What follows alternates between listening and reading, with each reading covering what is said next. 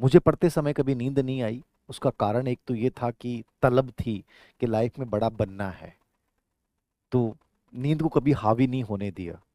और नींद जब हावी हो रही है इसका मतलब हमारा फिजिकली कहीं ना कहीं हम प्रॉब्लम में हैं।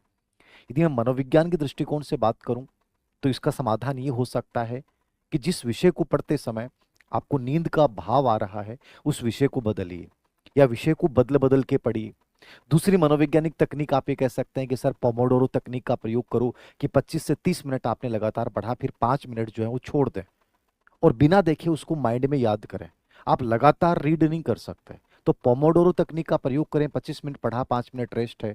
और तीसरा सबसे इंपॉर्टेंट जो तरीका है, जो मैंने भी इस्तेमाल किया है और आपको भी प्रत्येक बच्चे को करना चाहिए, मूवमेंट हमेशा करो।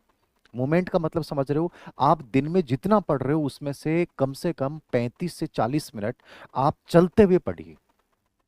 कोई भी रजिस्टर ले लिया, कोई नोट्स ले लिया, आप मूवमेंट बॉडी में 100% करिए। दिन में 35-40 मिनट, या जब भी आपको ऐसा लगता है कि मुझे नींद आ रही है तो मूवमेंट शुरू कर दीजिए। आपकी बॉडी में जितना मूवमेंट होगा नींद कभी आएगी नहीं। और चौथा जो बड़ा, आप सब ने शायद यूज भी करते होंगे, मैंने तो बहुत किया है, पेन आपके हाथ में होना चाहिए।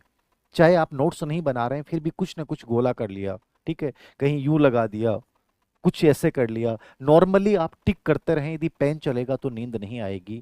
और अंतिम जो बायोलॉजिकल मैं इसका समाधान बता रहा हूं, आदमी क्या है, बूढ़ा किस चीज से होता है?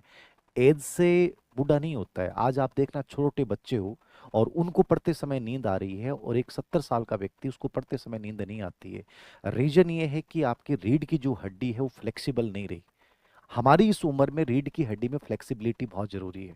और फ्लेक्सिबिलिटी के लिए और नींद को दूर करने के लिए सबसे बड़ा तरीका, यदि आप 6 घंटे भी सो लेते हैं उसके बाद आपको पढ़ते समय, कोई कार्य करते समय नींद नहीं आएगी। यदि अर्ली मॉर्निंग जब उठते हैं आप 20 से 25 मिनट, चाहे आप दौड़ रहे हैं चाहे आप 20 से 25 मिनट खेल रहे हैं, यदि आपने 20 मिनट एक्सरसाइज मॉर्निंग में कर ली तो फिर आपको नींद नहीं आ सकती।